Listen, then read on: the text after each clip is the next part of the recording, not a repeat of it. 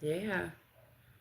I gotta let it go a couple of minutes before we get into it because obviously I don't really regularly do YouTube videos anymore because they censor the hell out of my content. They talk about, oh, it's the algorithms and people spend more money to bump their content up, the garbage, the demon shit, up in the algorithm. So that's why everyone else gets muffled out. So it's like, okay, well, I just won't create dynamically awesome content with my low production on this platform if that's what y'all gonna do all the time. So, anyways, big shout out to the people who are still following this channel. Obviously, you guys know what I do, unplanned live streams, but this time I actually scheduled this live stream. So, hopefully, we have a little fun with this.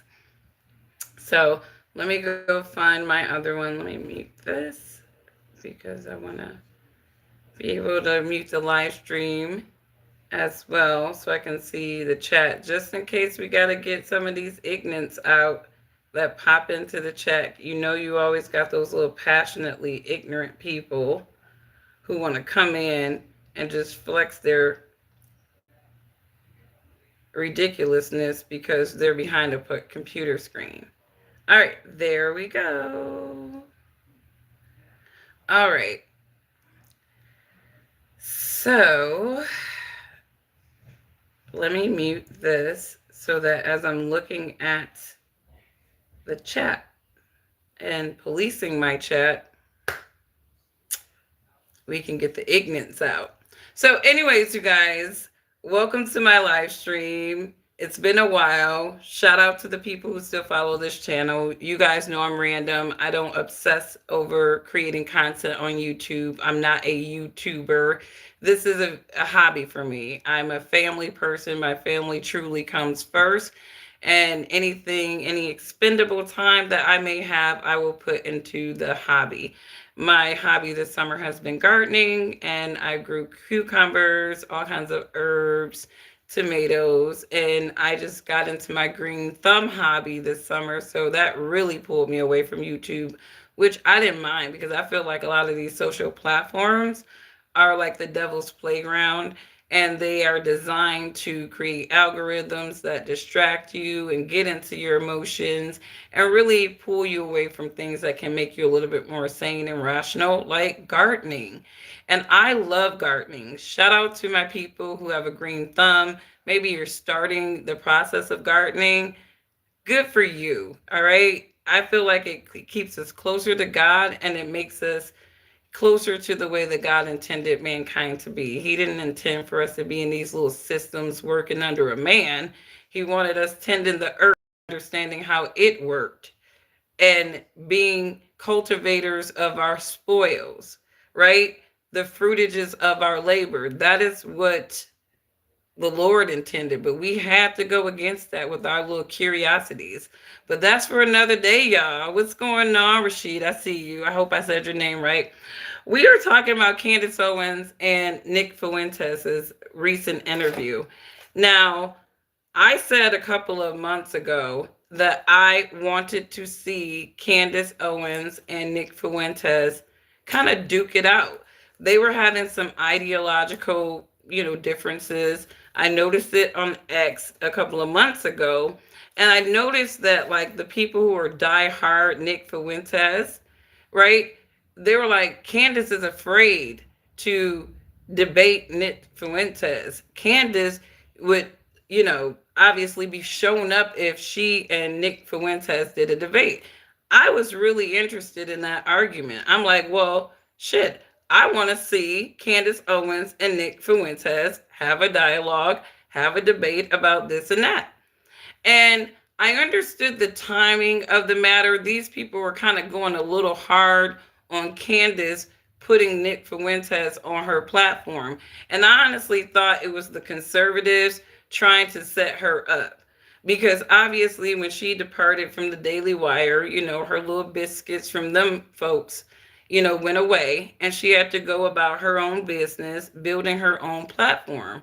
Now, I give Candace her flowers for just being able to break away from the Daily Wire establish a crowd of followers that can help her firmly establish herself as an independent media commentator, influencer, whatever you call people like Candace Owens on YouTube, right? But the thing is with Candace Owens is, you always got to go back to people's humble beginnings, right? And I've said this before. Candace Owens is a chameleon. She is a social chameleon. And she will literally jump on, ride on whatever train is most popular at that time and where she can get the most biscuits. And so obviously when I was following this story, right, I got it from Six the Goddess. So shout out to her. I like to give other content creators their flowers. Six the Goddess did a great job breaking down how, and I've seen other, black YouTube content creators kind of go in on this reality check that people like Candace Owens will continue to give because they are leverageable assets at best when it comes to these political social ideologies. Okay, black conservatives, just like black liberals, they are puppets. Just like Malcolm X said, they are puppets. The black conservative just have found that there is a base of white Americans who still have a mindset of supremacy that does not fit the American model today. They're holding on to that, right? And they need people like black conservatives to validate their convoluted idea of supremacy. Notice the white folks really crying and cleaving on to the white supremacy argument. They're lower value white people, okay? They're not the cream of the crop white people in American society. And that's very notable. But these people need black conservatives like Candace Owens and Brandon Tatum and the Hodge twins to go hard on keeping their illusion of their supremacy alive, right? And keeping their disillusion of, you know, black inferiority alive as well. So they need people like her. But Candace is, like I said, a social chameleon. She's going where the money is, okay? She saw the money with the Daily Wire, but the Daily Wire had a requirement. You got to narrate and perpetuate the idealisms, the MK Ultra bullshit that she's always talking about. You got to be a part of that perpetuation about the black community. And Candace got her biscuits doing that with the Daily Wire. She was doing all right with them until she started talking about, you know, them folks, right?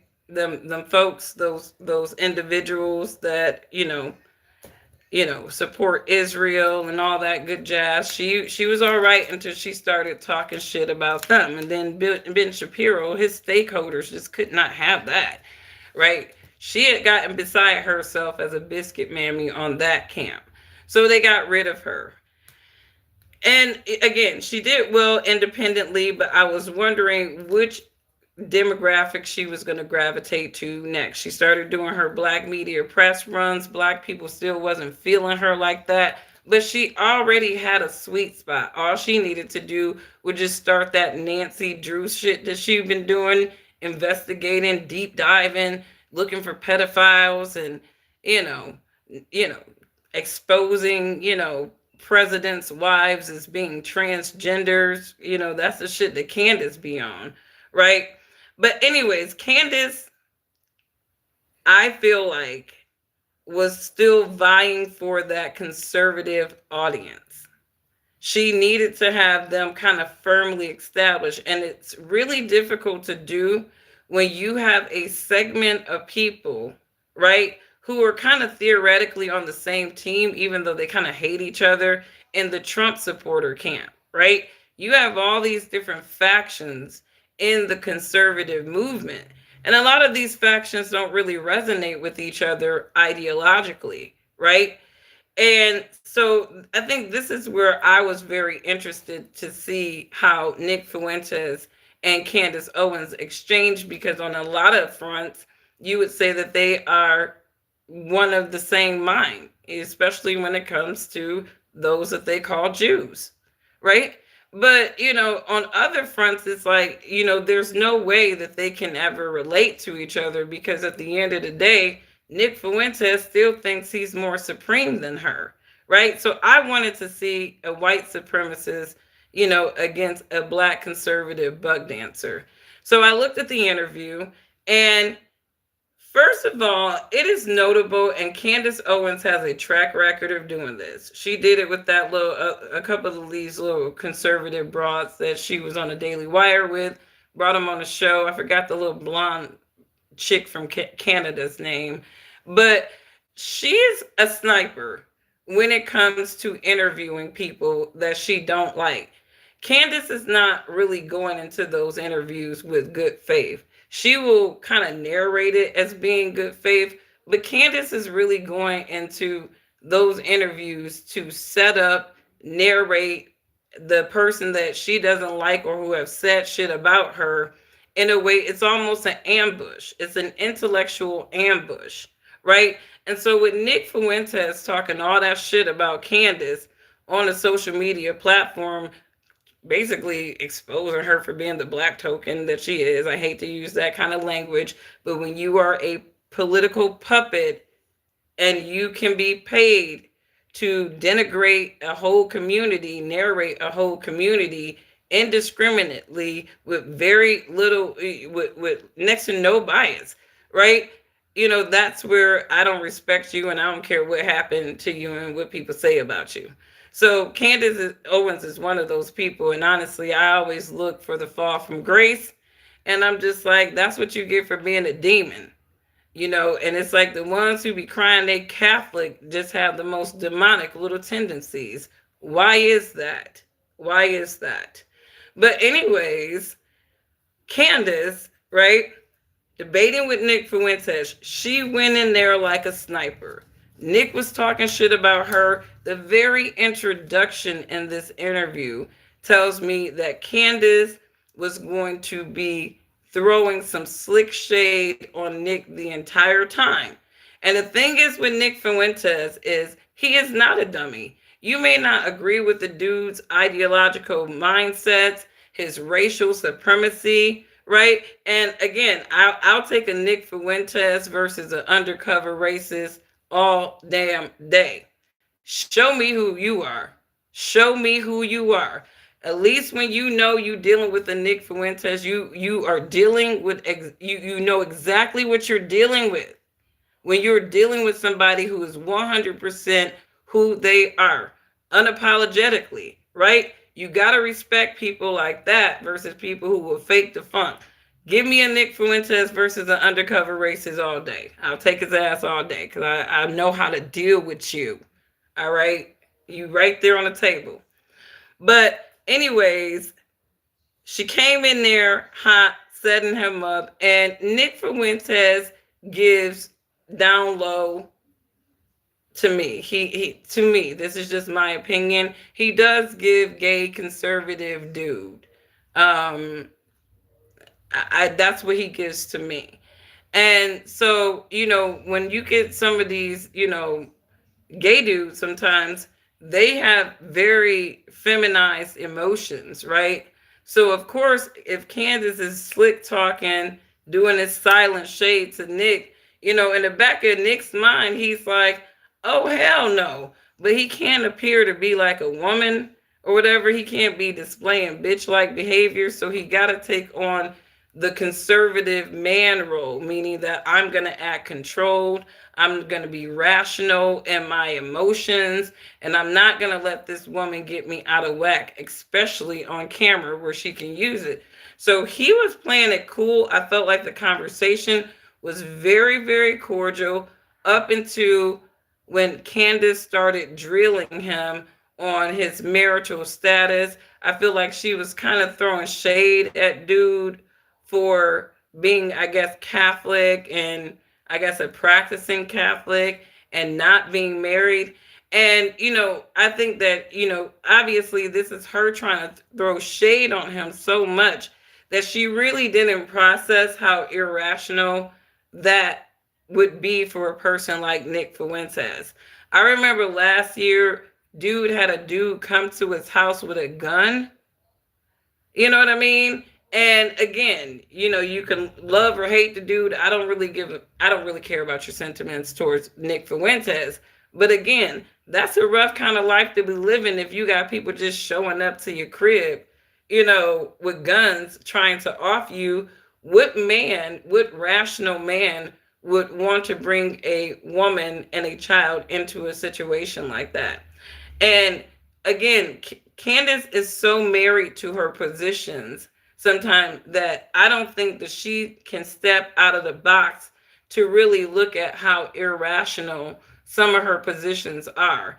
Like, I mean, honestly, if exposing that the president of France's wife is really a dude, if that has, if she's saying this for that bigger picture of, this is just a string of pedophilia and this is why it needs to be exposed, that's one thing. But she hasn't proven, you know, to me, I don't really feel like she's proven pedophilia or some pedophilia ring. Yes, we can all make assumptions about what's happening in these elite Hollywood circles. There's been a lot of people on the mic talking about how they were groomed in these elite political Hollywood circle type of things, right? But at the end of the day, the devil is not going to allow a person like Candace Owens to really expose them, right? It's always going to be her little Nancy Drew super sloop stuff. But she went the distance with, calling, Brigitte, a Joanna man. But, and now she's facing a lawsuit. But again, you're talking about Nick Fuentes questioning this man about why he doesn't have a family, questioning his religion. And then I like what Nick says, in response, because it's very rational. And I don't think that, again, I felt like Candace was avoiding this interview with Nick Fuentes because he has been banned from a hell of a lot of platforms. And I feel like she felt like it was probably a risk to her new platform to have him on right away up until now. Right now, Candace is kind of, I feel like she's losing a lot of traction, even in the conservative circle, because obviously she has been speaking against President Trump. Obviously, a lot of these MAGA people, Trump is Jesus reincarnated for them. So they don't want you talking about Donald Trump or anything that he's doing. They don't want you criticizing him. And I think that Candace has been doing a lot of that, which has turned people in that circle off. And so I do believe that there's been a lot of conservative media pundits who have actually kind of turned on Candace in this like recent year. And I feel like almost like Nick Fuentes is their sniper, because they know that Nick is not going to give a F. He's going to say what he say, and he's not going to care about talking about a Candace Owens, because again, I feel like Nick got a little flavor in him. And so Nick is not going to care about his image or none of that stuff as much as other people that they could put on Candace Owens. And I think that he got enough of the sauce, right, to match wits with Candace Owens. And I think they might be sicking him on her. All right.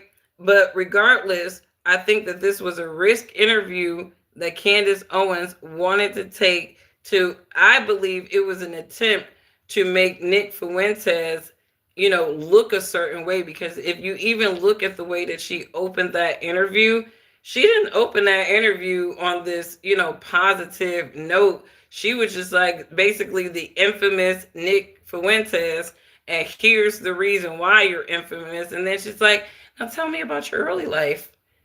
And it's like, if a bitch came at me in an interview like that, I don't know how nice I would be throughout that. I think he was very composed for the way that she even opened for him, right? So I think she was taking silent stabs at the dude the entire interview. And I think Nick was catching it. And I think her last rites, if you will, to trying to basically destroy Nick Fuentes' credibility is when she started getting into the marriage topic. And this is when he's just like, you know, look, right? And he just really gave it to her. So let's go there. Let's start there. Well, first of all, let's not start there. Let's start at how she introduced them, right? Because Candace be talking her ass off just like me. According to the media, you might be the most evil person in the world. They say that about me, yes. That's my reputation. And definitely anti-Semitic, racist, misogynist. There have been real fears of people speaking about your Groyper movement. So I did something before this interview is I went back into my phone and wrote Nick Fuentes. She's really coming off kind of supreme to Nick in a lot of ways. And I think that probably agitated him as well. Because again, you're talking about a dude that thinks that black people are inferior, we're less intelligent, right? And yet he's sitting next to a Candace Owens who clearly is intelligent. I don't care about what you think about these people, personal views and philosophy. You got to give intelligence credit where it's due. I think that, the intelligence level is questionable, right? But you got to give intelligence where it's due. I give both of these people, a sense of intelligence level, right? They're not dummies, either one of them. They have an ideological belief system. I would say Nick more than Candace. Candace is, to me personally, she's going to jump on whatever train that gets her paid because she's a race hustler. Jesse Jackson, man, he probably looking at these new school race hustlers like Candace Owens and Stacey Abrams, and he's like, God damn it, I should have had a vagina. The vaginas are taking over the race hustle this way. And that's the conservative and the liberals, right? Anyways, but she's a race hustler to me, at best. But at the same time, oh, I'm sorry. People are actually, my bad. Let me get into the comments. What's going on, Rashad? Has 10 views, only 2 likes. Give this person some likes. Thanks so much. Homer Works. I am very, very, very sporadic on my live streams. So pardon me, I am out of practice. I think it's strange Candace Owens married her husband after almost 20 days since the first day they met and without any single romantic dinner. Okay, he's a millionaire, but must be love. Laugh out loud. Now, I'll say this. Check out Six to Goddess, her assessment on that, because she actually touched on that. And Nick Fuentes actually touches on, that chain of Candace Owens' husband and his relations to X, Y, and Z. And Six was making the point that, that might have been like some kind of arrangement, right? I mean, because you got to understand these people, they set people up. It's like Kanye, Kim was his handler. A lot of people refer to Kim Kardashian as Kanye West's handler that he supposedly broke away from, right? These people connect these people with people that, they may or may not know of or get to know of. And really, there's a dangle there. There's a carrot. Like, so her wealthy, white, blonde husband, right? I mean, in comparison to, the blonde white dudes, he's not hard on the eye. So she at least had that to work with too, right? She got this dude, right? A multi-millionaire, right? Candace Owens wins on the grift regardless. Candace Owens wins on the grift regardless. For right now, though, because I've long thought that her mouth was going to write checks that her husband's family won't be able to cash. Because again, you're dealing with machines that will deplete your ass. They will deplete you, they will coordinate against you. And, I'd be interested to see how Candace actually comes off on this. Because again, you got people that could take her and her husband out of the game, if they so desire on some BS. And the public's not going to care too much about Candace Owens at a certain point. to even rally cry against it. And that's kind of the predicament that she put herself in, being this social political chameleon, where one minute I'm a Democrat and the NAACP is lobbying for me because of these racist guys at my school. Next thing you know, I'm on the conservative train and I've been manipulated by all those people that helped me. And now I'm more, intellectually superior than other black people. And I can talk about other black people indiscriminately as a community, for the sake of these biscuits from these white supremacist type of people. So, I think Candace, she's an interesting scenario, because I think when she does eventually fall from grace, it's going to be very shameful. As you should be ashamed, especially when you go so hard talking about God and you be doing these demon activities, right? All up in Satan's world and his demons' affairs. But anywho, imagine Nick Fuentes is really gay and then he falls in love with a black dude. That will be funny. I mean, he probably already got chopped and screwed by a brother. Who knows? But I would say this. When you look at this interview from start, Candace is literally, she got sniper in her eyes. She got vindictive, condescending in her eyes. And if you were on the other side of that interview, you would have felt that energy. And I will give Nick his flowers for at least staying composed. But I think when you get to the end of the interview, right, I think he's had enough, right? He's had enough of this black-faced woman with her, moral superiority trying to flex on his white supremacy, right? I think he's had enough of that, right? He's let her get away with it for a while. He's kept his cool. Now he's going to give it to Candace. Now she's drilling him about being married. Development and persistent underclass status and lack of contributions to mankind. I mean, certainly in the arts and in athletics, but no inventions, no philosophy. And, I got to stop him there. This is when Candace and Nick had the whole conversation about racial superiority. Obviously, Nick has been indoctrinated into believing that white people created all these things, and they've revolutionized the way that mankind has functioned over these years. And that's just not true. That's just not true. Unfortunately for them, it's not true. And if we really dial down, I've said this before, I'm not a racist person. I only care about people who identify as God's people, Yahuwah's people. So anybody else who is attached to ideologies in Satan's world, I don't really care what you think, right? You're going to be destroyed with this world anyway, so it doesn't have anything to do with me, right? But we got to be super duper honest, right? White people who lack melanin, they should be the last of any racial group on this planet talking about superiority. And if we're going to be genetically intelligent and smart, there are several reasons why that is. And I don't say this to take a stab at, decent white people who aren't on that bullshit. This ain't a stab to you. This is reality. All right? That the white race of people genetically are the weakest among all of them. Among all of them.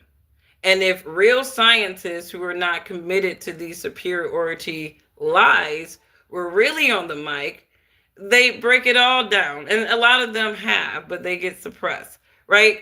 Nobody, at the end of the day, no fleshly human, especially, decaying human flesh, who all of them, they will die. Every fleshly human on this earth will die. That is how vulnerable humanity is at all times, right? So for anybody running around talking about you're superior, you're a fucking idiot. You are an idiot at best. You're running around with an ideology about yourself that unfortunately is not true to reality, right? You go out and you put your white ass in front of a bus, you gonna get hit, you gonna die 9 times out of 10. Same thing will happen to somebody else who's not like you. You ain't superior. So, and if we want to go even in intelligence, I think that, ancient inventions, when you start talking about imperialization and taking other people's styles and craftsmanship and style, alchemy, if you will, too, you know, the white race is not that one. All right. So let's just stop these lies already and just be God's people, because some of y'all gonna die by this dumbass shit all the time. But anyways, let's hear Nick talk to Candace. Philosophers, no true great masterpieces, anything like that. In terms of, Which is, it really indicates how undereducated he is, right? And to Candace's point, because she does mention the Egyptian pyramids, you can go to the island of the kings. Those are not white pharaohs. They're not even Arabs, okay? They're not, right? You're talking about the ancient, most relevant Egyptian dynasties. They were Africans, all right? And I think this is the thing. People don't know the truth, so they get perpetuated by lies, just like Israel. The people in the Bible, those were Africans. Why the hell would the Most High have white-looking people over there? Wouldn't that be kind of unloving? Let's just be honest here. Why would the Most High do that? Why would he historically, and that region climate-wise, it's pretty consistent, right? Why would he do that to white-looking people? I mean, I bet people don't even realize that by the time Yeshua, Emmanuel, or Roman Jesus was born, that region was already colonized. Already colonized by non-African looking people and their Jewish counterparts. But anyways, back to Nick Fuentes and him and his illusion of, I'm gonna skip over the white supremacy shit because I can't stand hearing ignorant shit. yeah. So I want to Some hear of the that. clientele were black, and they, when I was No, I don't want to hear that bullshit. He's been in the 50s during the civil rights era, and I think that was sort of a regression to the mean moment. And again, I think that it's not that black people can't be good people. There aren't smart black people, or there aren't incredible black people. I'm sitting across from one right now, or yay, and everything like that. But on the whole, okay, so of all that vindictive condescending shit that Candace kind of threw at him on the slick, he still was able to say that he believed that she is one of the incredible black people. on average, and there's billions of black people. But obviously he's trying to make a case that we're unintelligent, and obviously we just gonna let the white supremacists have that. We ain't got time for no bullshit like that. To fact check this. Hang on, let me go back. Love of marriage is to rear children. Okay, here we go. Let's go It's not back a book of your here. Catholicism. No, I don't. Okay. And your faith, you don't use time. You might move away from that. Okay, I'm We'll see. open-minded. Yeah. We'll see. Okay, so you are a racist. You accept that. You are. And she's getting fidgety. You know when somebody like folds their legs and they're just kind of repositioning themselves, they're uncomfortable. They don't have a rebuttal, right? And so they're just trying to get some level of authority back in the conversation by, kind of fidgeting, That's kind of what she starts doing when Nick started talking. So now she got to go back into her little shade, because I believe the purpose of this interview was for Candace Owens to demonstrate, how much more intelligent, in tuned, and ideologically together she is than a Nick Fuentes. And it really didn't work out, because Nick is true to the game. He's true to his white supremacy game. And again, we're going to respect Nick for being true to his white supremacy game. And again, we rather deal with the open supremacists than the closed ones, right? Always remember that. Always deal with the racist white folks, the openly racist ones, because at least they're true to the game. These undercover races are a volatile threat. Don't deal with them at all. You got to learn how to get cues from these undercover ones. But anyways, Candace, she needs to take another shot at Nick, right? So here we go. Semitic. I don't like actually using that word because even that is what I mean, like trickery, where it's like Semitic. Palestinians are Semitic. Right. So it's nothing more anti-Semitic than blowing up Palestinians. Are you a Jew hater? No, I don't hate anybody. Do you hate Jews? I don't hate Jews. I don't hate anybody. You don't hate anybody. Okay. And your faith, you don't find that saying that you're a Catholic while also saying that you don't believe that whites and blacks should be married, or you don't believe in interracial marriage for whatever reason, that doesn't conflict with your Catholicism? No, I don't think so. Okay, but you said that that's not a Catholic perspective. It's not a sin. The Catholic Church doesn't say it's a sin to mix races, but there have been various Catholic authors that have said that it's not conducive to a long-term marriage to mixed races because you have this clash, you have this dissonance. And that's not true. I'm going to be honest. I find that there are many interracial couples. They actually tend to last pretty long. I mean, despite what he wants to believe, I find that interracial couples, at least back in the day, when I was growing up, they were the couples that actually were married for a long time. They lasted a long time too. And I think, and obviously I'm a 90s, like late 80s, 90s baby. So, I just, like, I can imagine, obviously interracial relationships were not as taboo in the late 80s, 90s, as they were in previous times. But again, I think that interracial couples still have to go through stuff together because they are getting past a number of social stigmas coming at them from both their own race, from their own race, and maybe even their family who may have some ideological differences. But I don't think what he's saying is correct. But again, this is a white supremacist argument. There's not a lot of founding on these arguments outside of feelings. So there's that. Between cultures, between different upbringings. And so they say if the selfless goal of a marriage is to rear children and you want to make that as conducive as possible, then you should marry within your race. Not a sin if you don't. Which Catholic author? I don't know off the top of my head, but there are Catholic theologians that have said that it's not conducive to a long-term marriage and stable. Okay, jumping in here. Okay, so she said that, let me see. Us in customs and manners, lest the mutual fellowship be hindered.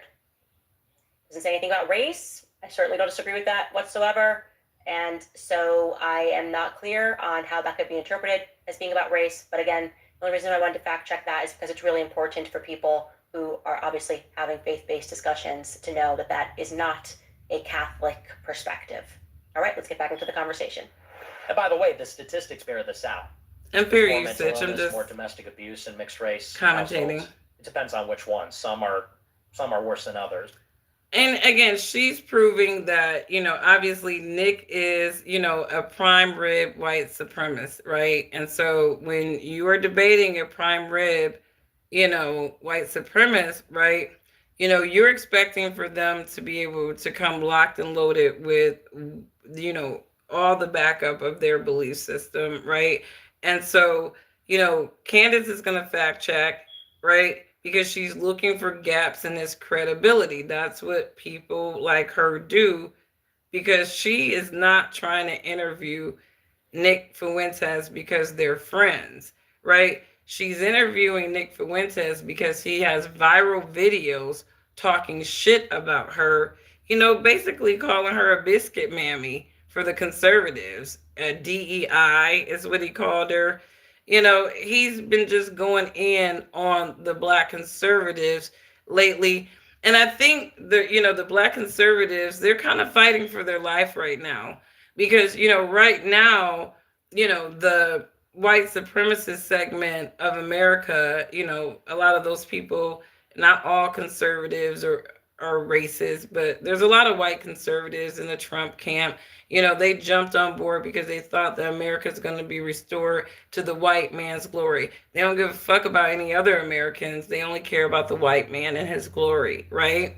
And they look at Trump as being, reincarnated Jesus to make that happen. So when you kind of look at these people, like right now, everything is the way that they want it, right? Everything is kind of perfect for them, right? They got their white Jesus in office, undoing all the devil shit that the Democrats had done to America. And so they're happy right now. And so they're like, okay, DEI is gone. All this shit that the Democrats was doing, all of that is gone. And so we're happy now, right? So we don't really need you niggas and Negroettes. We don't need you niggas and Negroettes.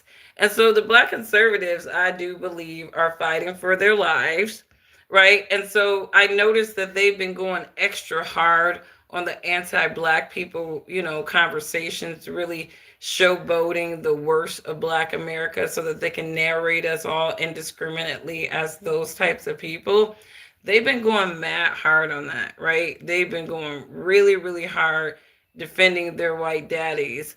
And, the white conservatives have not really been appreciative. Like, they're just like, yeah. Popcorn. Are you talking about black people? Cool. As long as you don't talk about us, boy. As long as you don't talk about us, you good to go. So they've been fighting for their lives. And, I think that, it will, be left to be seen, kind of how that relationship transition as the Trump administration, kind of go on. Because you do see a lot of these black conservatives, they weren't picked. They were just, pick me, pick me, pick me, pick me, pick me, pick me, pick me. And then, when Trump got elected, he didn't pick none of them. None of them. But anyways, let's finish this up. Statistics, but obviously, I mean, look, at the end of the day, elephant in the room is you're a black woman in a mixed marriage, so obviously you have different beliefs on this. If we don't, I listen. I'm never going to obviously adopt your beliefs on it. I just think it's patently wrong. But you understand why I would want to have grandchildren that are white? I don't have an issue with you saying you want your kids to look like you. But you understand why I would believe that or feel that? No, because I'm not white. I don't understand. What about your grandchildren being black, for that matter, then? Well, I'm mixed race, so that I just feel like each kid comes out looking different. It's kind of incredible. So I think that when you actually have children, you realize like it's incredible. Did she say I'm mixed race? Hold on. What'd you say? But obviously, I mean, look, at the end of the day, elephant in the room is you're a black woman in a mixed marriage. So obviously, you have different beliefs on this. If we don't, I listen. I'm never going to obviously adopt your beliefs on it. I just think it's patently wrong. But you understand why I would want to have grandchildren that are white? I don't have an issue with you saying you want your kids to look like you. But you understand why I would believe that or feel that way? No, because I'm not white. I don't understand. What about your grandchildren being black, for that matter, then? Well, I'm mixed race, so that I just feel like each kid comes out looking different. She said I'm mixed race? What? I think that when you actually have children, you realize like it's incredible how like my daughter is a little bit darker, but she looks like my husband. And then like my son's whiter, but he looks just like me. And I think that's kind of one of the exciting parts of being in a mixed race relationship. I'm always like, oh, I wonder what this kid's going to come out looking like. If you're saying that generations down, like 3 generations down, it'd be possible that you could just have all black kids or something. Would that bother you? You'd probably be dead. Yeah, you'd probably be dead. I'm alive now, and but I'm saying is that like by the time you could breed it out, so to speak, you'd be dead. So I'm just answering your question. Like it doesn't bother me at all. Yeah. No, obviously not. I'm saying, but you understand why I would feel that way. If I understood it, I wouldn't be in a mixed race relationship. I don't understand it. But you have no empathy it. Then for like. No. You can't step outside of your situation. I'm not. I don't need to have. How would I have empathy for it? I mean, I don't feel that way. Okay. So it's just something that we disagree on. Well, I'm saying that because I actually can understand the appeal of a mixed race relationship. I get it. I mean, I find other races attractive also, and if I was in love with a person from another race, I would probably want to build a life with them also. But my values are not just who I'm in love with and things like that. It's also my heritage, my identity, my race, and Isn't Nick Fuentes Mexican? Like, I don't understand what he's talking about there. Isn't he a Mexican?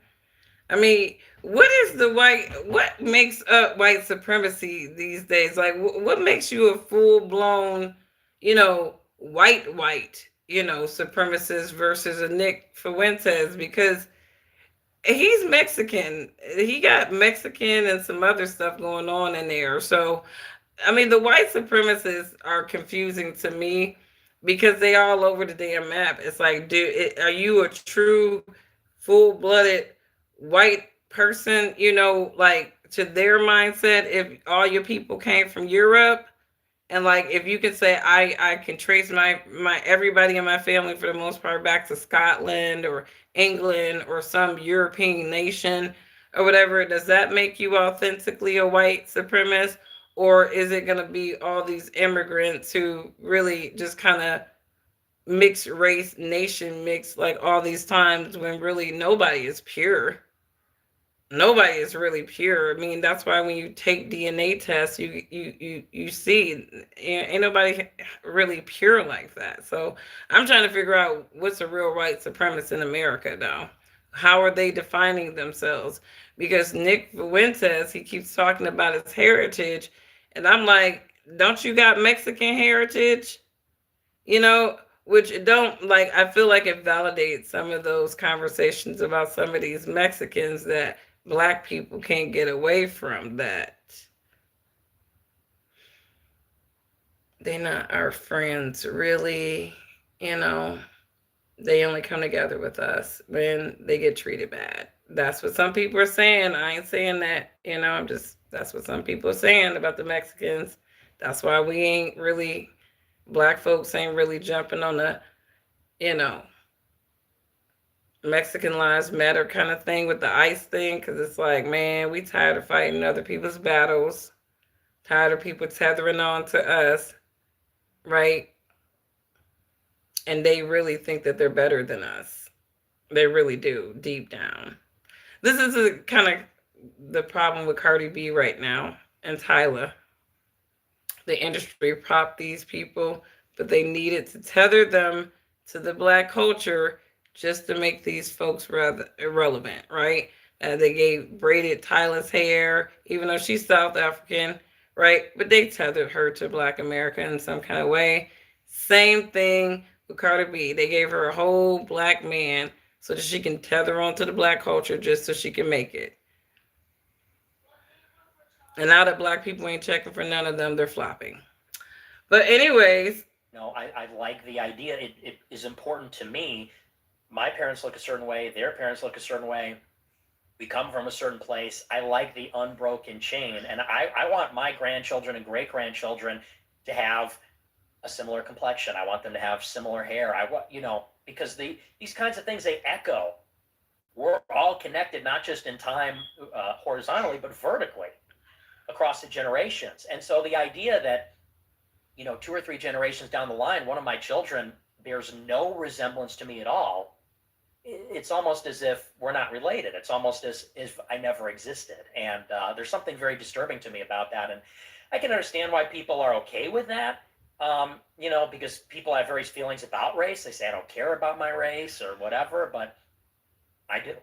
Okay, that's totally fine. And like I said, it's not a Catholic doctrinal perspective. Yeah. It's your perspective. You're entitled to it. You can marry whoever you want. That's the point of your country. But would you make the argument that it should be legislated? No, I don't think it should be legislated at all. Okay. No. It's just your perspective. Yeah, it's my value. Listen, by the way, you're allowed to have a type. That's one of the things I think I don't personally care if people tell me I'm not attracted to black women, I'm not attracted to Spanish women, whatever it is. Do your thing. You know what I mean? That's the reason why you're allowed to be you and I'm allowed to be me. Mm-hmm. A question that I would ask you then is what is your dating life?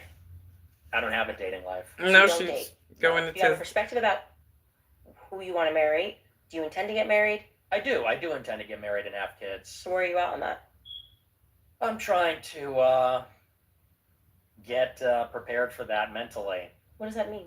You're 26 years old. I like my life. I like being single. I like being a guy. I like what I like. I like reading books. I like doing my show. I'm a pretty antisocial person. And it's a big adjustment for a man.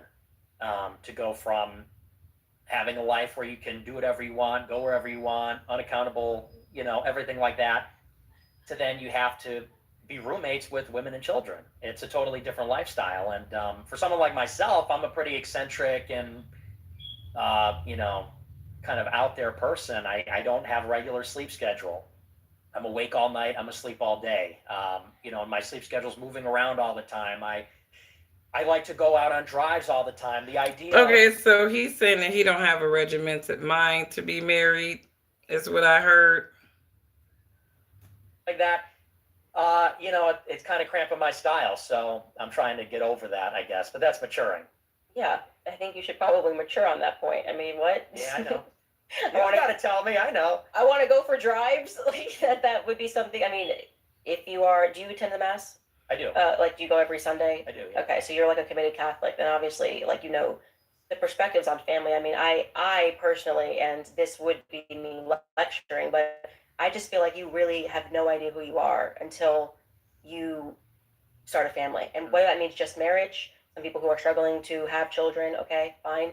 But there's such a growth that happens because of that I think it informs your beliefs in so many ways. And I think that was a huge turning point for me. Like, I wonder. I don't really agree with that all the way. I feel like depending on how you have children, that could stimulate some growth in a person. So if you're dealing with people who have planned to have children, a lot of that planning is they've defined who they are, who they want to be. They've established a career path.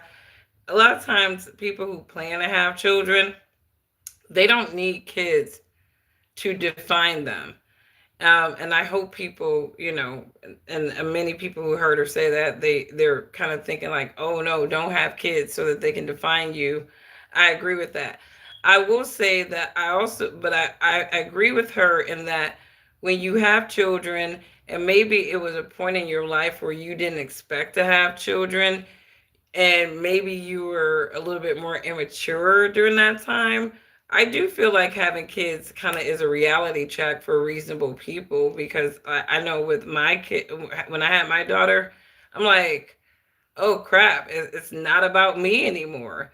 And reasonable moms who have children that, maybe it's just like one of those things where I was married. I just didn't expect that I would have kids so soon after I got married. And so it was kind of like a reality check. Like, it, nothing about my life is just about me anymore. It's about, this thing that is growing inside of me and eventually will come out of me and will rely on me for years of its life.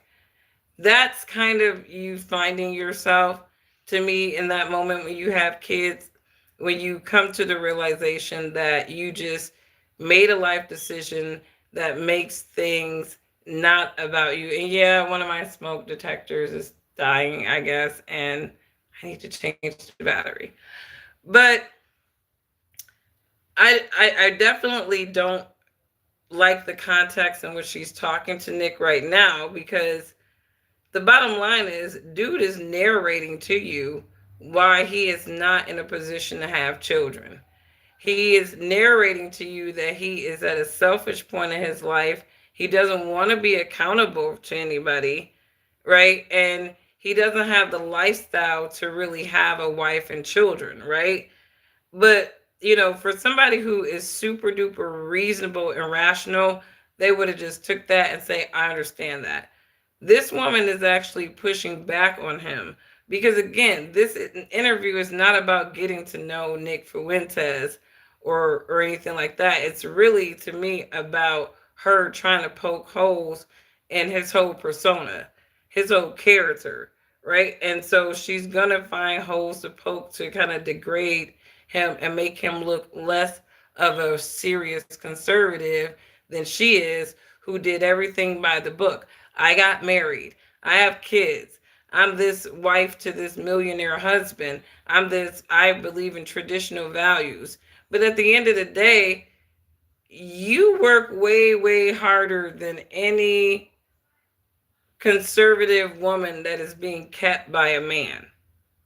Like, I mean, she goes hard with all this podcast. I mean, I'm like, to do the level of research that she does all the time. Obviously, she probably has a team of people helping her, right? But there's a lot of dedication to doing a podcast as regularly as she does, and it's like, do you have nannies? Is somebody else taking care of these kids? Like, what is the situation there? Are you doing both of those jobs at the same time? Regardless, there's nothing traditional about Candace Owens. And so, really, she's not in a position to lecture anybody about, traditional ways of living, because she doesn't even live. Matter of fact, if you want to be technical about it, most men don't like their women out in the open like that, broadcasting themselves out there to people, because they don't want other men coveting their women, right? But Candace is in a profession where that's not really traditional of a woman, because she's in a position where she's in a role where she is highly visible to other men, and they can comment about how she looks, her attractiveness, all day long, and her husband has to sit back and just take that. Most men don't like other men coveting their women, but in her husband's case, he has to sit back and take it because that's her job, you know? If I had been pressed with everything that happened last year, if I didn't have like the unshaken faith in my family, what would I have done? And sometimes when I see the things that you say, I do think, okay, he doesn't take into account family. It's just Nick. Nick is in his own world, which can be, I think, a quite selfish perspective, which is fine. That's what you're saying. You like being selfish is another way to say what you just said. I like being selfish and I don't want to give of myself to somebody else. But well, I also think there's something selfless involved, which is to say, I could go and start a family and drag them into a world of mine, which is pretty chaotic. I mean, is this really the kind of a lifestyle? If I'm banned on everything and I can't make a living, I'm banned from banking, I'm banned from credit card processing, I'm getting doxxed, people are showing up to my house trying to kill me, things like that. And what's more, I mean, let's also get, I also don't appreciate the lecture. You don't know me, so I know you're married, I know you're older than me, but you don't know me, you don't know my life, you don't know my situation. I don't think you're in a position to give me a. Let me just stop there before he, basically checks her and puts her in her place.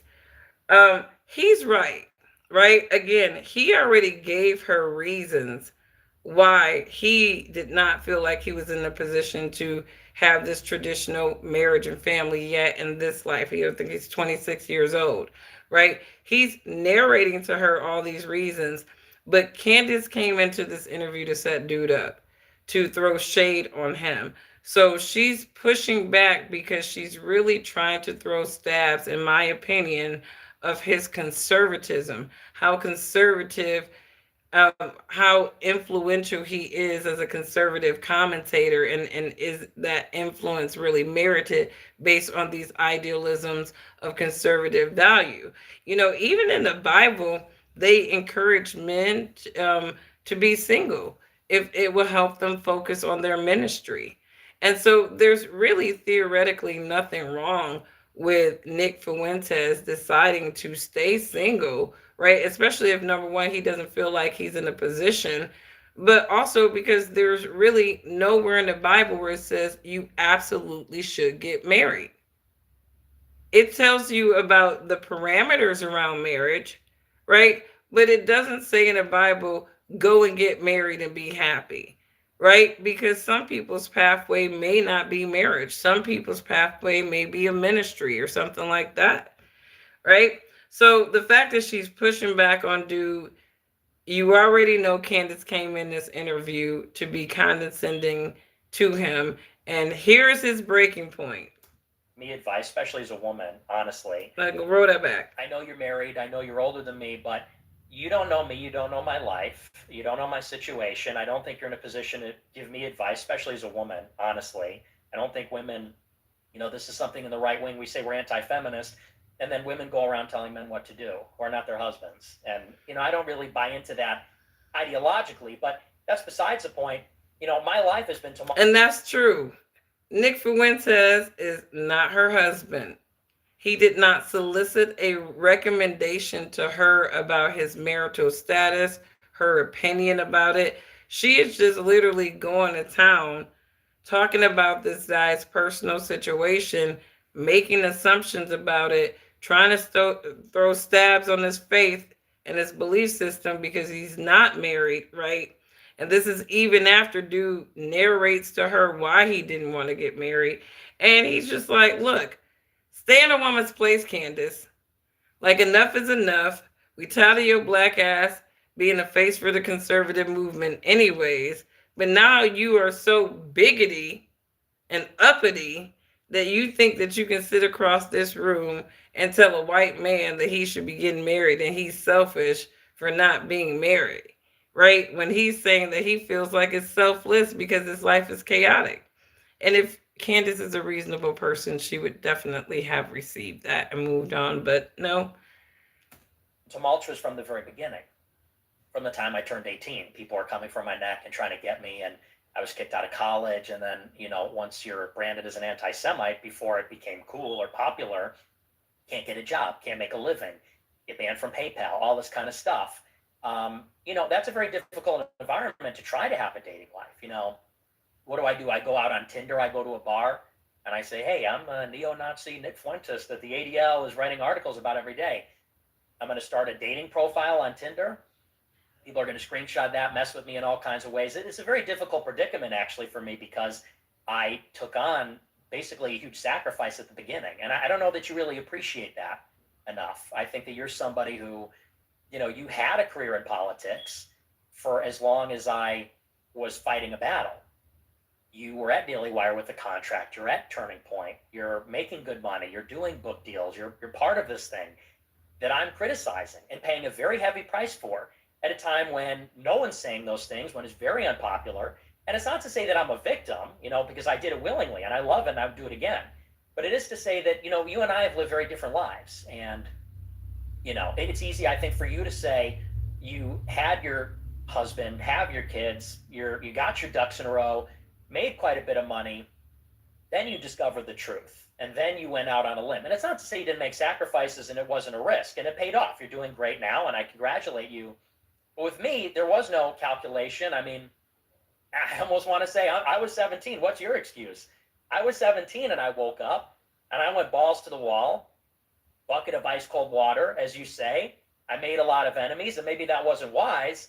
But I told the truth, and I took on extremely heavy cost for my personal life. It basically has made it so that I can't have a personal life. I don't even have many friends. Forget about, dating women. I can't even really have a lot of male friends because there's such an incentive to betray me, to turn your back on me, because there are people that are being paid to attack me all the time on Twitter or for information about me, things like that. So, it's something like everything else that I'm figuring out one step at a time, just like my show. And, when I get banned from something, whether or not I'll be able to have a family and kids and what that'll look like. But I mean, it's a little more complicated, I think, than maybe you understand. I feel like you just got super triggered by me just saying something so casual. What was that about? So here she is being condescending again, where she's like, you're being super triggered by something that I'm saying so casual, but really you shouldn't even be saying it to him. It don't make no fucking sense. Or you're telling somebody who has people showing up to their house with guns and shit, they got their bank accounts frozen, they're banned from a lot of platforms, that it might be a little anti-Catholic that you don't got a family right now. I'm she's being very condescending. I think Nick Fuentes definitely held his own in this interview. The follow-up interview, I guess Nick did a follow-up show where he was basically exposing her a little bit more. And, I think that he kind of exposed that she was coming in as a bitch, and she's kind of ending as a bitch. See, I don't appreciate you're a woman. that. You're like, you're a woman, duh, man. Just like, I was just having a conversation with you, just being like, hey, like you there's a lot of growth. Now she's trying to pull the Karen card. It's a pretty cool thing to do, and I feel like you got pretty triggered there and got like a little upset. I don't know what I did there. I don't like that you say triggered. But you were a little bit I'm being triggered. candid. I'm being candid with you. And, But saying, oh, a woman just should, it's like, okay. you're talking about my personal life. You're talking about my personal Yeah, we're life. having a conversation. I talk to tons of people about their personal lives. Like, Well- why do you feel like that wasn't a line of attack, Nick? I know it wasn't a line So of attack. why you kind of... But he's been feeling attacked this entire time. If you look at that interview, Candace was on some slick shit the entire damn interview. And I give him props for being as collected with her as he was, in those little times that she was just introducing him and even answering these personal questions. To me, it's like she doesn't really understand that. Number one, I do feel that Nick has a slight hint of jealousy in him because when you look at the two of them, they both have whatever platform they have, but Candace has been calculated, and he has even said that I was not as calculated as you, right? He didn't. He was just kind of wild west in it. Like Candace, really, like I said, she's a social chameleon, so she was a lot more calculated in buying her and weaving through all these different social and political circles to get the audience that she has right now. And obviously, she has a lot more tact in some of the things that she has said, right? Versus Nick Fuentes going wild west. And I do believe that Nick is jealous of Candace. I do believe that, he's going on his rants, going in on her, because I think, this is a white guy that's truly jealous of this black woman because she's made way more money, right? Being more calculated than him, being smarter than him. And I think that that's something that he probably will not be able to admit, that Candace Owens in your game, in your playground, she outsmarted your ass to be able to make more money than you. And even though she's getting triggered and hit on now with all the shit that she's doing because she thought that she was indivisible, right? She ain't got her bank accounts frozen, right? Like you. Like she's not in a financial limbo like Nick Fuentes, right? And so in that situation, Candace understands what position she's in versus Nick. And I'm pretty sure deep down, Candace feels like he's probably just jealous because this black ass woman sitting across from you was able to outsmart you in your own damn playground. So I do believe that Nick is jealous of her with that. But at the same time, I don't think that Candace wanted this interview in good faith. Nick was talking cash shit about her. And anytime Candace brings somebody on that has been talking cash shit about her, 9 times out of 10, she's going to be on some sneak shift, condescending shit where she's going to try to trigger you and then act like she was being very innocent, which she just did right now. And she's still triggering him by saying, well, I just triggered you and I just asked a question. It's like, no, you're asking about my personal life, number one, but you're also asking dumbass questions about my personal life. Who the fuck would start a family if their life is as chaotic as mine? And that an intelligent person would have just resonated with that and let it go. But no, she had to still be slick on that shit. And I think that's what's really irritating him. That wasn't a line of attack, Nick. Yes, it was. So why you kind of responded like you were just attacked? Because you're giving me this lecture, giving me this advice about things, and telling me, you don't know who you are, and all this kind of stuff. I said that when people start families, it does commute your perspectives a lot. And Go, sometimes go. when I see these clips of you floating around or certain things that you do or say, it does. No, I don't want you on the camera because I'm live. And I just don't really. You said I don't want to. What are you talking about? You just said that the reason that you didn't want to have a family, when I asked the question or didn't start a family, you said was because I like to drive alone in my car. I don't really want to have to come home and have to deal with roommates, as you referred to, children and a wife. You want to stay selfish. You want to, you want to be in your own world. That's a fair assessment. I said that in terms of my development, I'm trying to get over some of those aspects. That is selfish, right? I mean, is that fair assessment? I think that's a judgmental. Selfish. You want to spend time with yourself, but you don't want to invite people into your space. I think I used that word exactly as it should be used. Okay, well, and I'm explaining why there's multiple aspects to it too. It's not just as simple as that. That's fine, but acting like I tried to offend you when I just I'm not saying you tried to offend. I definitely Look. did not try to offend you when I was asking you about family. You ask people about themselves. Okay. That's for the same reason that I asked you about what you were up to in high school and what your priorities were, what you were doing in college. It's because it's a natural point. You're 26 years old. People are going to ask you, okay, you have all these perspectives. You're saying people a very natural transition. You're talking about the fact that you don't believe people should interracially marry, correct? Yeah. I think it's pretty fair to then move on to discussion and ask you about marriage. There wasn't some like trap there. Yeah, no, and I don't think that's my issue with it. But I don't think I got triggered. I think I gave you a real response. So You were like, listen, woman, don't ask me what I'm doing. I didn't say listen. Look, I happen to believe that I don't like women telling me what to do in general. I didn't tell you what to do. I said that when you get married, you said you wanted to get married. You said you're giving me a lecture. You said Yeah, you I said, go well, to this church may sound and- like a lecture Okay. because I'm sounding like an old timer here, but I didn't tell you what to do. Like Okay. if you're giving a lecture on any topic, hey, this is what's great about marriage. I didn't say, Nick, you need to get married Yeah, right I now. just feel like it's pointed. I feel like a lot of these questions are pointed, but maybe that's just me and I'm imagining. Genuinely, you're So he's feeling that she's throwing shade on him. Like this whole interview, she has been throwing shade on him. He's felt it. She's, like I said, she's been on that slick shit the entire time she's been talking to this dude. And then, excuse me, she tries to narrate him as he is being triggered. Like that's kind of what's really getting under his skin too, is because he's like, I gave you a direct response, and you set up your response to my response by saying that you're lecturing, and he didn't solicit a lecture from you.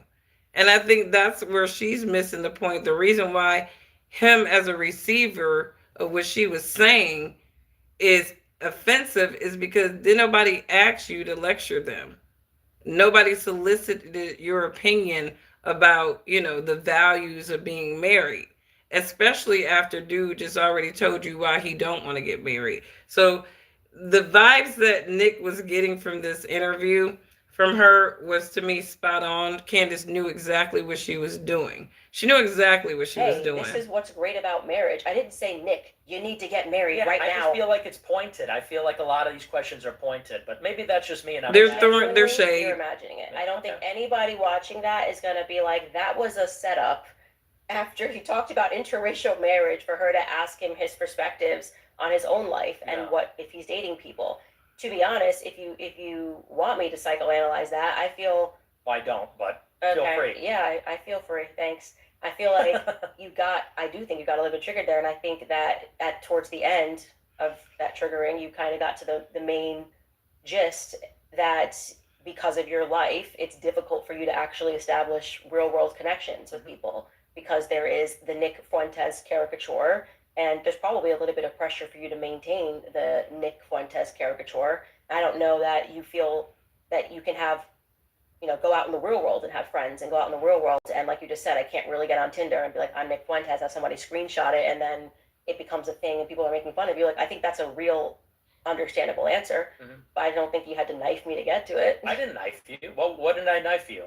You were just like, we'll have to play it back. What did he say? Like, he was like, whoa, I don't appreciate a woman telling me. Just like, dude, chill. It's a freaking conversation. Relax. Like, it's not like demanding you go get married tomorrow. I'm just saying. She's not letting up on him putting her in her place with that whole woman thing. And I don't appreciate being lectured by a woman about my personal life. That's kind of the context of what he was saying, right? She won't let that go, right? And if you kind of understand what Candace is doing at this point, because he did, sort of read her like, don't try to tell me what to do.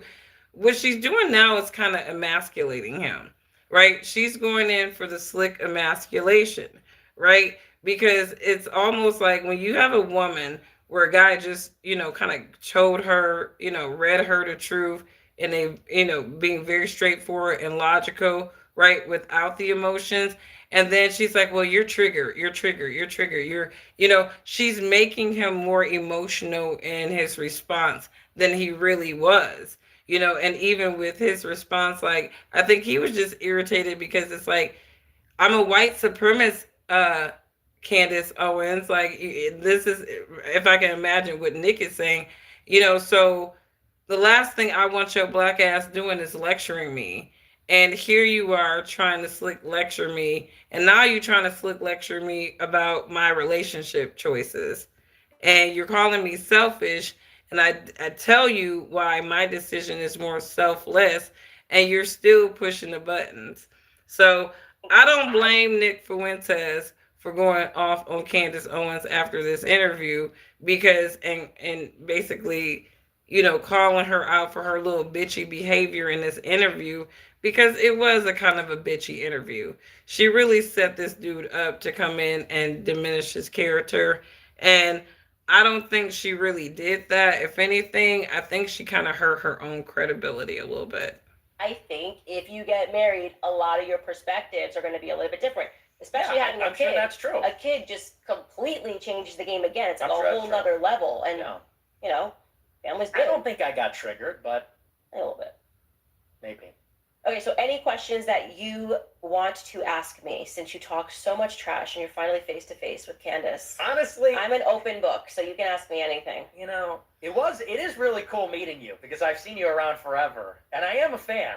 Believe it or not. Is that you being a fan? These clips? Is that you being a fan? I am, but look, I have a lot of strong feelings. I'm very opinionated, but I look, I think I give you your due as well. And if you watch all the clips, I do say a lot of nice things about you. So, no, but I really am. I think that you're tough. I think that you're real.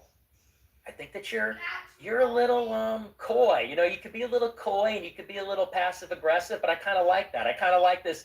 When you were debating that Rabbi Barclay, you kind of had this energy like, I'm going to talk to your manager. You kind of had this like... I can be a Karen sometimes. You kind of had this like, excuse me. She's a total Karen. I said the dressing on the side kind of like energy. So. She's the black conservative Karen. She's the Candace. That was for black women. We should the equivalent to Karen is Candace. Mm-hmm.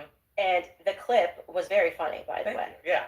So look, I'm a little bit of a mixed bag. I hope you don't think I'm just heaping trash upon you. I mean, heaping dumpsters on you. If you were, you're allowed to. It's a free country. I think people should stop being so fearful to have a disagreement. Like I said, I'm not afraid to sit down with somebody who says I'm a racist or I'm an anti-Semite or I'm this and that. That I truly do believe that the best idea wins. So I think people are going to listen to this and you're going to say, this is why I don't think people should interracially marry. And some people are going to agree with that and they have a right to marry who they want to. And I'm going to say I'm having the opposite experience and let people make up their minds. You're not pushing for legislation. You'd be an enemy of me if you were pushing for miscegenation laws to be put back into place. But I don't really understand why they've kind of turned you into Lord Voldemort. Yeah, I know. I mean, what do you think? Let me ask you a selfish question. What do you think about me? Meeting me, what's your impression? Do you think I'm an evil person or? I don't think you're evil. I think you're asking me. So I am asking. Okay. It's all fair game. If I was to just kind of analyze my own correspondence with you, I think that when you sense that somebody is potentially going to hurt you because you got so burned when you were 18 years old, you go on the attack and unnecessarily. I just think that is kind of your default position where it's like, well, I just got to say F you to this person and whatever. And that's why I go back to, if you wanted to come on the show, you could have just asked. Like, I don't respond to empty Groyper accounts. We had established communication over something legal. You should have been like, hey, Candace, I've been watching your stuff. Like, it'd be cool if we could do a collab. And I would have been like, yeah, definitely. Let's do it. Or I would have said, oh, not right now. I need to wait until hit me back up or whatever.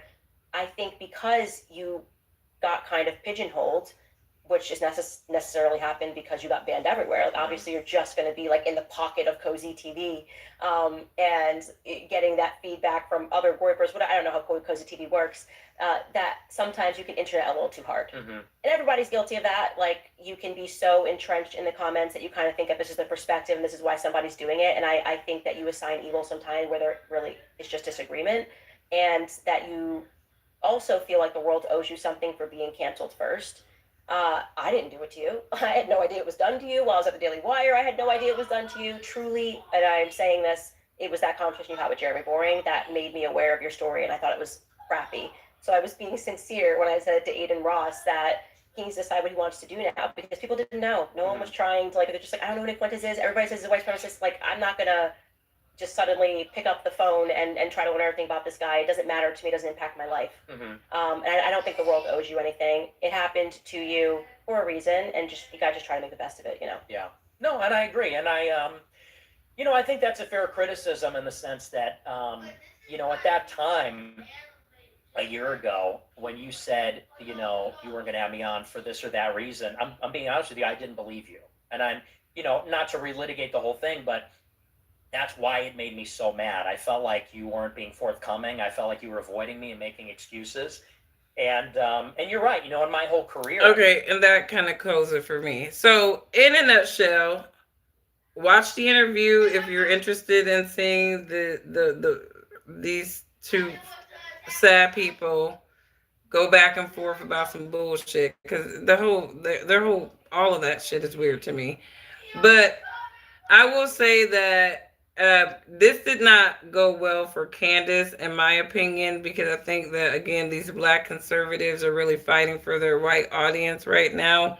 Candace is getting a little bit beside herself in that realm for a lot of those conservatives. So we will see. Regardless, after this interview, right, Candace ended up on Tucker Carlson, I believe, and Nick Fuentes was on his show. And he basically, this friendly exchange that they have right now at the end of the interview, you would have never thought that either one of them after this would just go off and start talking cash shit about the other person. So I'd be interested to see what this exchange does for Candace Owens' credibility in the conservative space, because I truly believe that this could be a power move for Nick Fuentes to sort of transition some of Candace's audience over to him. But again, not everybody in that MAGA conservative movement are white supremacists. And I think that, the reason why Nick is not as popular as Candace in a lot of degrees is because he's running with an ideology that even most white Americans aren't running off of. This is like their grandparents' ideology at best. And a lot of them have experienced in America enough to get away from these white supremacist racist ideologies. So I just think that Candace Owens is always going to do better than him, because even though she's kind of an undercover and slick talking white supremacist, black white supremacist, Nick Fuentes is very overt. And I think that he's realizing that there's a reason why those grandparents generations, these people were kind of shunned from progressing American society, because really, as America has been progressing, there has not been a place for these people. I think, unfortunately, between Obama and Trump, they've reignited a lot of your classical Democrat, Republican, racist ass people in America, and they thrive on people being divided ideologically over some bullshit. So there's that. Let me go to the comments. Why did she sue her high school for 80,000? Because the white dudes were, spewing racist stuff to her. And then she went on over on their side years later, because there's always more biscuits when you're jumping on an ideological train of ignorance. You said, do I have any snow bunnies at the crib? I don't know about that. I did catch some of that Dr. Umar stuff too. How sad. What a fall from grace. I mean, another hustler, right? Race hustlers are the worst kind. But he's horrible because he actually manipulates people into contributing to some bullshit that they think is valuable. So, yeah, sad situation with Umar. Um, this is why black people really don't trust black people, though, too, because it's shit like that. I be really like, I support black businesses. I really try to at least three of them a month. Like I'll buy regular products or something just to support my black businesses. But I'll be honest, I really have a hard time when we're talking about business transactions where people are putting up money and all that good jazz and investing, group investing. I don't trust our people like that.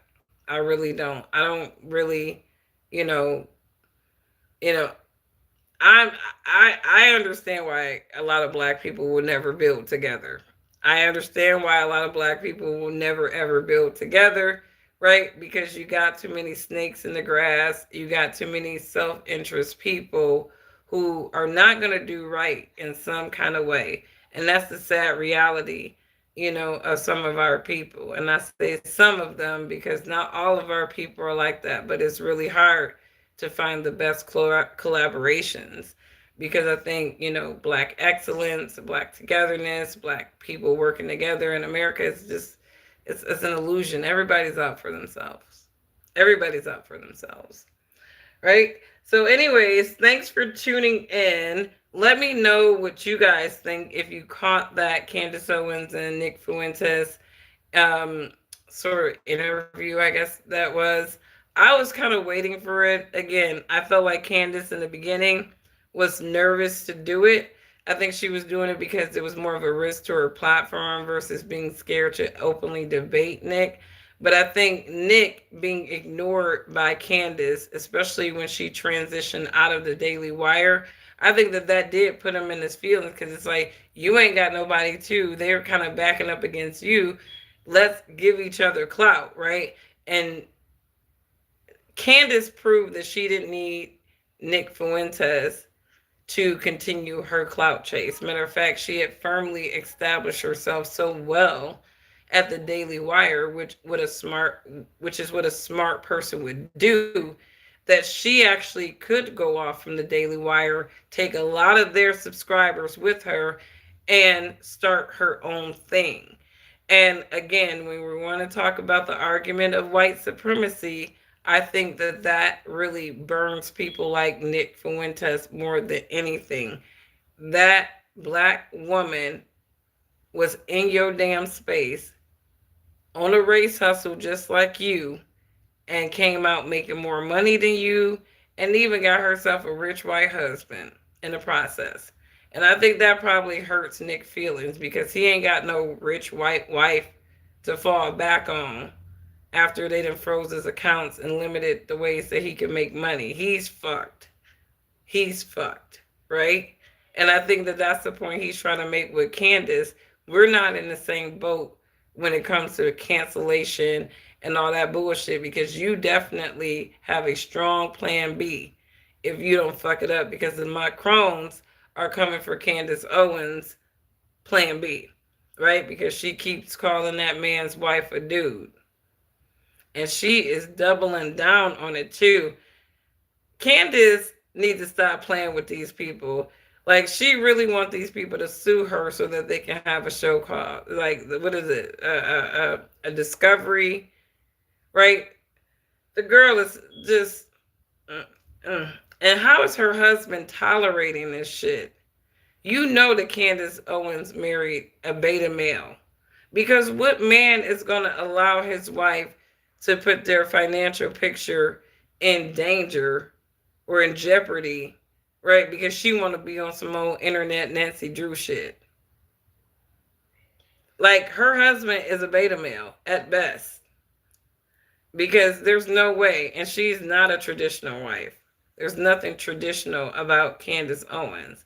If anything, I feel like she would probably wear the pants in that relationship. Like her husband probably do not wear the pants in that relationship at all. He probably just taking care of them babies while she's researching, you know, you know, pictures of Macron's wife to see if she can see a penis stub or something. That girl be focused on a lot of shit that most wives are not focused on. But anyways, but Candace has lost it to, she's a clout chasing. That's what I'm saying. Candace is a social chameleon. All right. She will social chameleon into whatever area, right, will benefit her monetarily. And I think that, she crosses into all these areas and she gets comfortable, like, I can be that I don't give a fuck kind of person, right? And she starts saying shit. She starts crossing people. And that's where you start pissing a whole bunch of people off. What's going on, Howard? Hello, hello, hello, my friend. I just wanted to jump on and do this live stream. I haven't done one in so long. I haven't done a live stream in so long, so I miss all my regulars. I would try to be better. I just don't like being obsessed with any of this stuff in Satan's world. I think it impacts our mental health sometimes when we get just overindulged in the stuff that a lot of this you can't control. So I do live by the code of controlling what I can control and really not being distracted with a lot of this craziness. But every now and then, I like to get a little tea. And Nick and Candace tea is very interesting. I'll probably do a follow up video because Nick has some cash words to say about Candace after that video. Let me go back here for a second and see if I can find that video. He was going off on her. You're a token. You're a DEI. Nick was not with the shits at all.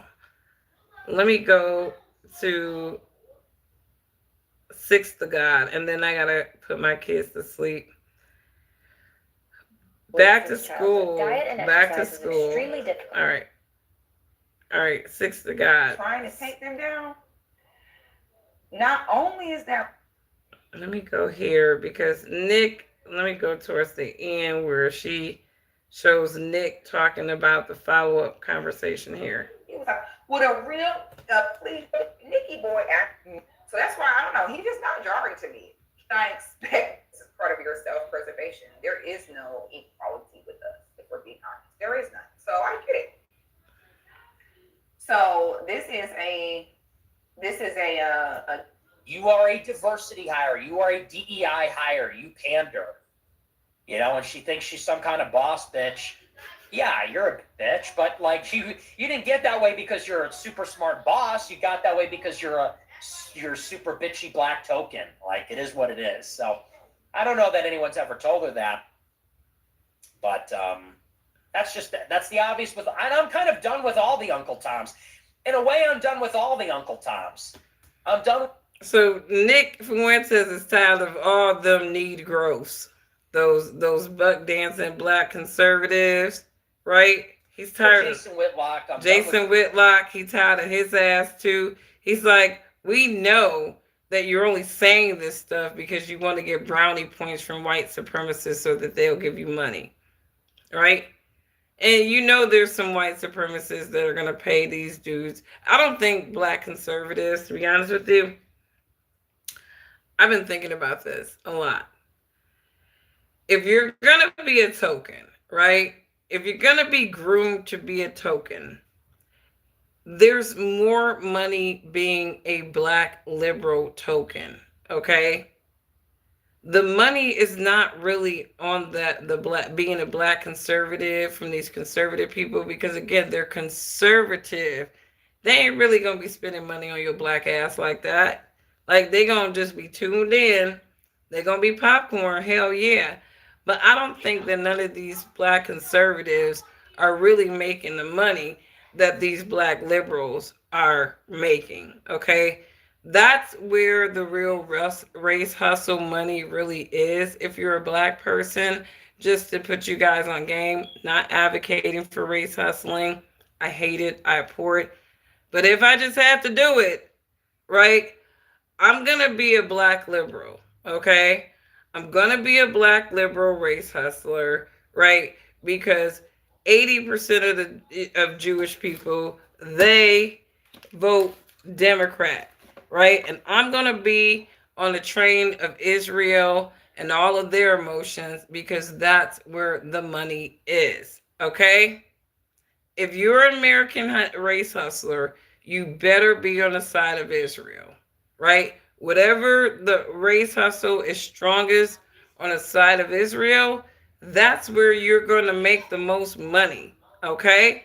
So for all you people, puppets in training, grooming, trying to figure out where you're going to make your coins in the future, just know that the Democratic race hustlers make probably a little bit more money than the conservative ones.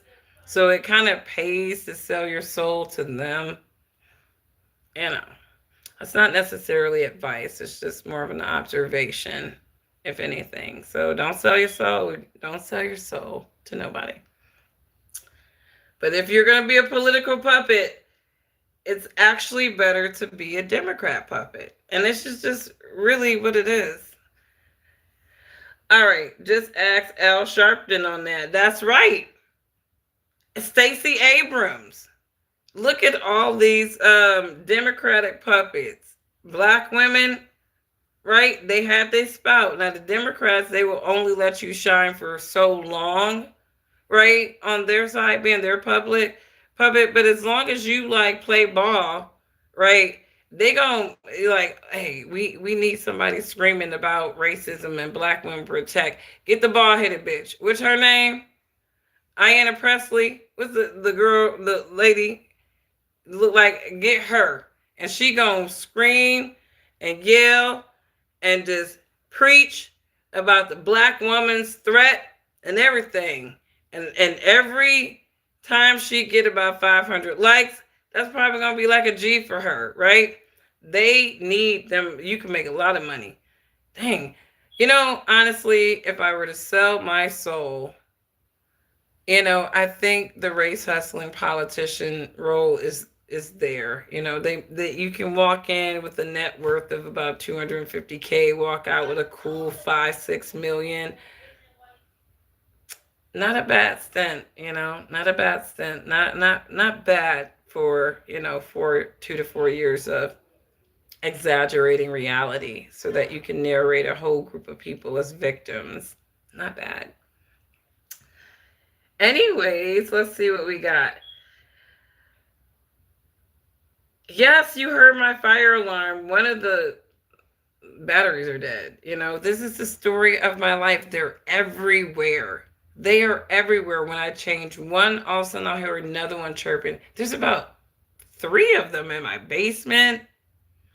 Like somebody was afraid of getting burned up alive, So the previous owner, they have like fire alarms everywhere. And I'm just like, God damn, I got to find them. So I'll find it. It'll get found eventually.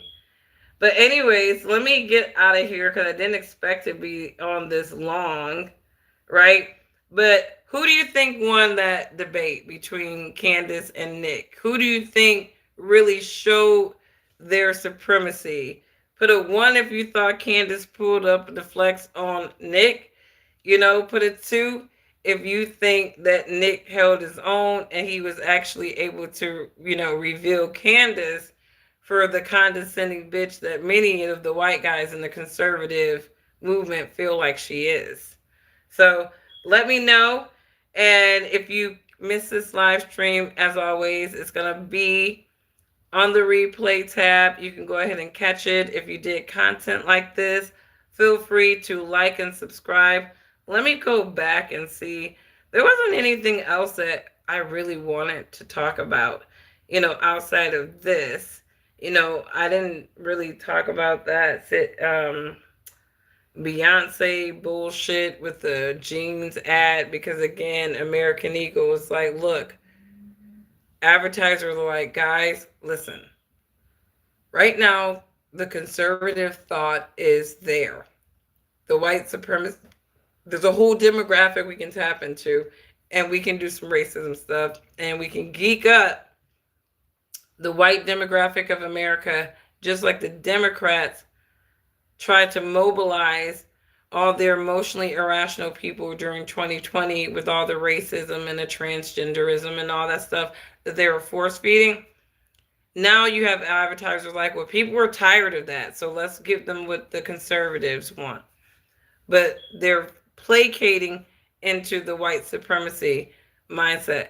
I don't know why black people were upset with that whole conversation, though, because black people don't wear American Eagle. I don't know a lot of black people that shop at American Eagle at all.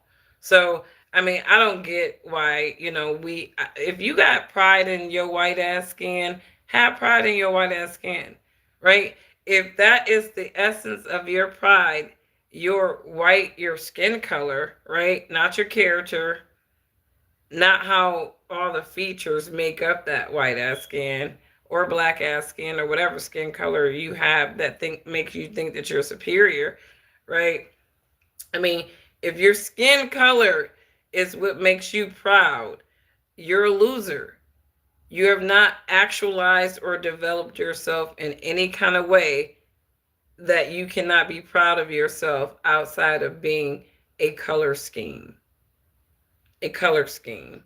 And we want to run your DNA too so we can see that percentage of African that's running through that color scheme as well. Nick Fuentes, can we get a DNA test on Nick Fuentes? I want to see how much African creeps up in this DNA test. Anyways, you guys, have a wonderful rest of your evening. Thanks for checking in. And if you dig this content, go ahead and like, share, and subscribe. And I will catch you in the next one. Bye.